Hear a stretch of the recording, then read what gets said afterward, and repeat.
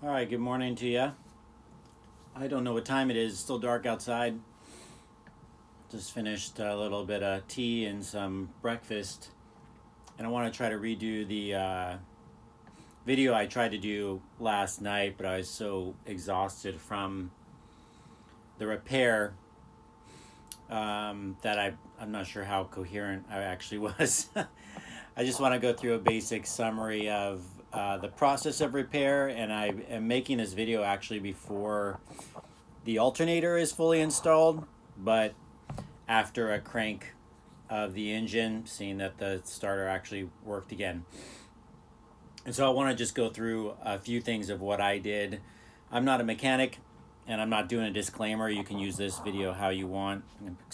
Understand that you're adults and you'll glean the information you want to and need to. But hopefully my experience in some level, as much as documenting what's happened, might be helpful for you. When this starter went out, I had to kind of assess a couple things. Like, first of all, I'd had some little issues before with the ignition switch. Like, I'd crank it over and sometimes the starter wouldn't engage.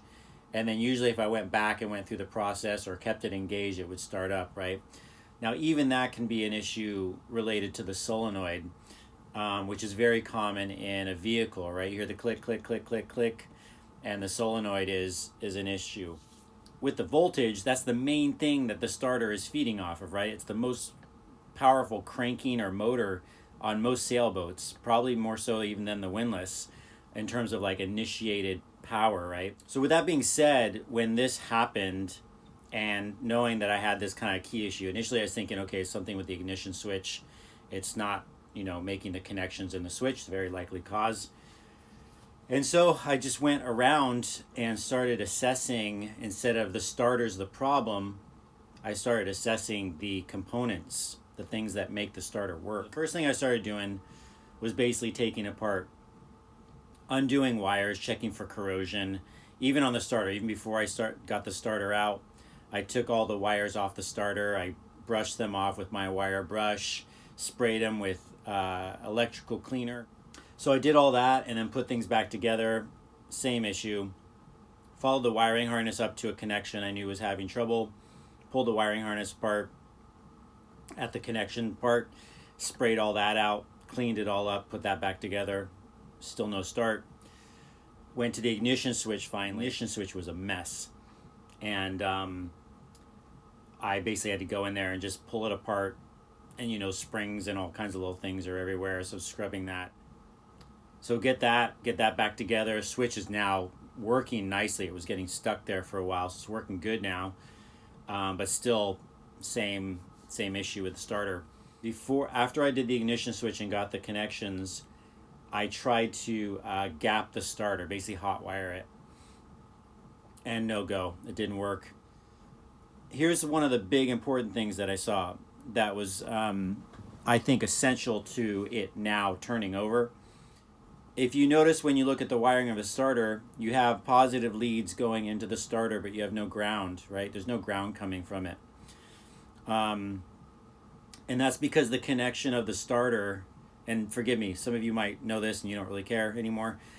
The connection of the starter to the block is what creates the ground. And I know this, and I'm sensitive to this because one of my starters went out in my Volvo, I think partially because I ended up putting dielectric grease or some other type of grease in between the starter and the block because I wanted it to not seize, kind of like an anti-seize thing, right? In fact, I think I actually used anti-seize on that as like a gasket. I just didn't get it at that time, right? So I put that starter on, had the same problem, messed up that starter. Well, this time when I pulled the starter out, I recognized there was some corrosion around one of the sides, some rust where the connection is made. So I got out the scraper and just scraped it clean and then got out the brush and really brushed that to bring bright metal out on both surfaces again before I reinstalled the starter. So that, I think, was a really important part because what that did is it created the circuit, right? You can't just have a positive going in and then it not going anywhere else. It has to continue the loop to function. So I cleaned that up, put that on, put everything the wires back on and everything.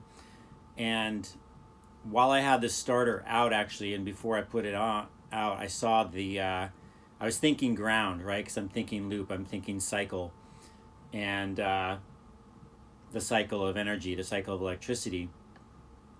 And so I saw on the back side, I'm like, okay, the block is the ground, but that ground's got to go back to the battery somewhere. So where's the ground connection on the block? Because I have to check that out too. So while I had the starter out, I actually saw the wires aft of the starter and pulled that nut out, bolt actually, pulled the bolt out and just brushed up all the again, the area on the block, and then all the eyelet ring, whatever they are, the electric ring things, and just brushed them off, cleaned them off, sprayed them down, and then put that back together. And so, and torqued it down, right? So when I got the starter in, torqued it. When I got that, that's the other thing. There was one of the nut bolt connections on the starter seemed like it came out a little easier than I would have liked it to. So torqued all that stuff down, and once I got all the wires back together, ignition, crank, bum bum bum.